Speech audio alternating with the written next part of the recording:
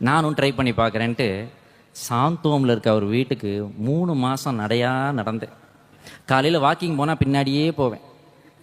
Walking முடிஞ்சு வீட்டுக்கு போனார்னா பின்னாடியே போகிறது, வாசல்லே போய் நிற்கிறது. இப்படி அவரை டார்ச்சர் கொடுத்துக்கிட்டே இருந்தேன். அப்புறம் கூப்பிட்டு பேச ஆரம்பித்தா, தம்பி எனக்கு நடிப்பில் இன்ட்ரெஸ்ட் இல்லை தம்பி அப்படின்ட்டார். அவர் ஸ்டைல் அது. அதுலேயும் இசை இருக்கும், அவர் பேசுறதுலேயும் ஒரு இசை இருக்கும். அவர் நடிக்க மாட்டாருன்னு தெரிஞ்சு போச்சு. இருந்தாலும் போராடி பார்ப்பேன். ஷூட்டிங் ஆரம்பிக்கிற வரைக்கும் நானும் ரொம்ப போராடினேன். அம்மாட்டையும் கூட வந்தெல்லாம் கேட்டேன். அப்போ கூட எங்களுக்கு ஓகே கிடைக்கல. தம்பி ஒரு விஷயம் தெரியுமா, துபாயில் நாங்கள் மியூசிக் கச்சேரி போயிட்டு வந்தப்போ என்னோட ஹார்மோனியத்தை செக் பண்ணிட்டான்ப்பா அப்படின்னாரு.